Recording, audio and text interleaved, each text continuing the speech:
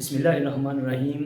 Class 10 की exercise number 1.1 यानी कि पहले चैप्टर का जो क्वाड्रेटिक इक्वेशन का रिलेटेड है उसकी एक्सरसाइज पहली एक्सरसाइज का क्वेश्चन नंबर हम दो इक्वेशन क्वाड्रेटिक इक्वेशन हमारे पास गिवन है x square minus x minus 20 equal to 0। सबसे पहले हमने ये कंफर्म करना है कि हमारे पास जो क्वाड्रेटिक इक्वेशन गिवन है आया है कि वो स्टैंडर्ड फॉर्म में है या कि नहीं है। स्टैंडर्ड फॉर्म आपको जब पता है a x square minus b x plus c is equal to 0। ये स्टैंडर्ड फॉर्म है क्वाड्रेटिक इक्वेशन की जिसमें x की ज़्यादा से ज़्यादा पावर क्या होगी 2 यानी कि x का स्क्वायर होगा। ये उसकी अददी कीमत है x और प्लस c।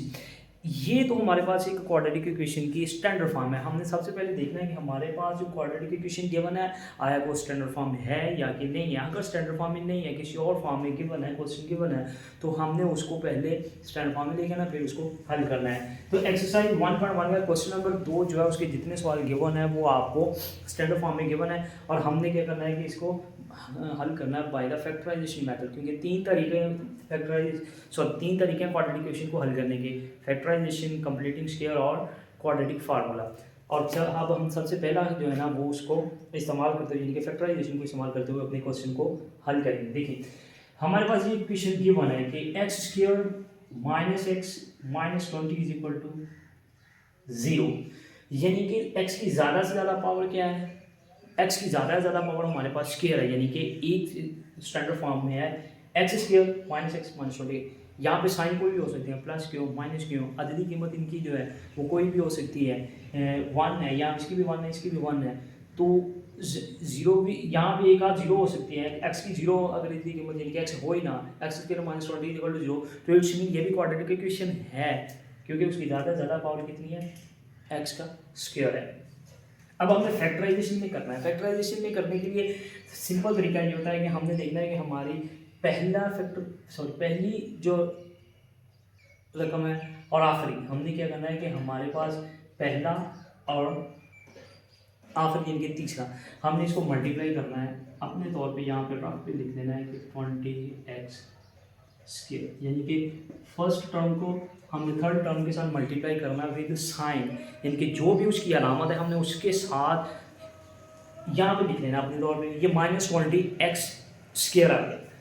अब हमने नेक्स्ट स्टेप में करना है कि एक्स स्क्वायर सेम है और ये जो हमारे पास x है माइनस का x है। अब हमने करना क्या है कि इस माइनस के x की जगह हमने दो ऐसे टर्म्स लिखनी है, दो ऐसी टर्म्स रिप्लेस करना है। एक्स स्क्वायर को माइनस एक्स को दो ऐसी टर्म्स के साथ रिप्लेस करना है कि अगर उनको मल्टीप्लाई करें तो हमारे पास माइनस 20 एक्स स्क्वायर हो। अगर उसी उन्हीं गिवन जो हमारे पास दो टर्म्स हैं अगर हम उनको प्लस या माइनस करें तो हमारे पास माइनस एक्स स्क्वायर का आंसर आना चाहिए। हमने दो उसके ऊपर अमल करने हैं कि जो इसके साथ रिप्लेस करने हैं, हमने फैक्टर जो दो टर्म्स रिप्लेस कर रहे हैं तो उस दोनों टर्म्स को अगर मल्टीप्लाई करें तो हमारे पास माइनस 20 एक्स स्क्वायर आना चाहिए। अगर हम उन दोनों टर्म्स को प्लस या माइनस करें, ये वाला प्रोसीजर करें, तो हमारे पास ये माइनस एक्स उसका आंसर आना चाहिए।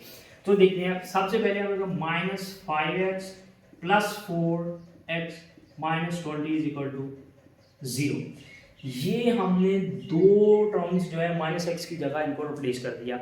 अब देखें कि minus x 5x plus 4x इन दोनों को अगर हम मल्टीप्लाई करें तो 5 4 time 20 plus minus minus x into x x square आ गया। अगर हम इसको इक्वलाइज करें तो प्लस माइनस ये माइनस का 5x है और प्लस का 4 है, 5 में से 4 सब्ट्रैक्ट हो गया तो माइनस का x हमारे पास बच गया। अब हमने क्या करना है कि जोड़े बनाने, ये देखें इन दोनों में से अब पहली दो और सेकंड दो टर्म्स हमारे पास पेयर बन गया। पहली जो हमारे पास दो टर्म है उनमें से हमने कॉमन देखना है कि हमारे पास क्या चीज़ कॉमन है, दोनों में कॉमन फैक्टर हमने फाइंड करना है। कॉमन फैक्टर देखें कि हमारे पास x है, पहले में x कॉमन है तो x माइनस 5।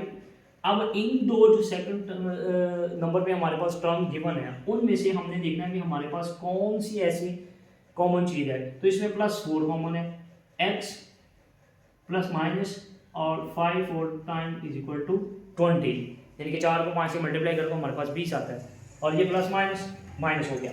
अब हमने ये हमारे पास दो टर्म्स बन गई, इनमें देखना है कि कौन सी चीज़ कॉमन है, वो हम देखते हैं। ये हमारे पास कॉमन है तो x माइनस 5 ये हमने कॉमन ले लिया दोनों टर्म से, और यहाँ पे बचा x plus 4 is equal to 0। और ये हमने इस क्वाड्रेटिक इक्वेशन की क्या कर दी, फैक्टराइजेशन कर दी। अब हमारे पास दो टर्म्स हैं, एक ये और एक ये, दोनों मल्टीप्लिकेशन में है और दोनों इक्वल टू किसके हैं, 0 के। तो हम इनको सेपरेट सेपरेट कर लेंगे 0 के इक्वल, इस तरह कि यानी ये भी 0 के इक्वल है और ये भी 0 के इक्वल है।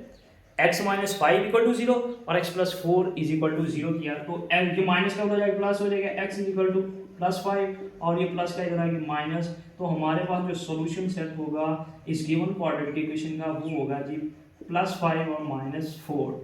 इट्स मीन कि जो x की हमारे पास वैल्यूज आई हैं वो दो फैक्टर हैं x के, जो इस क्वाड्रेटिक इक्वेशन जो गिवन है उसमें पूरे के दो फैक्टर ये हैं कि x इक्वल टू 5 उसकी वैल्यू और x माइनस 4। यानी कि अगर हमने इस इक्वेशन को सेटिस्फाई करना इक्वल टू 0 लेके आना तो एक दफ़ा x is equal two plus 5 put up करेंगे तो उसकी वैल्यू पुट करेंगे तो ये इक्वेशन सेटिस्फाई हो जाएगी। और दूसरा जो फैक्टर है x is equal to minus 4 उसको पुट करेंगे तो वो भी हमारे पास इक्वेशन जो गिवन है वो सेटिस्फाई हो जाएगी।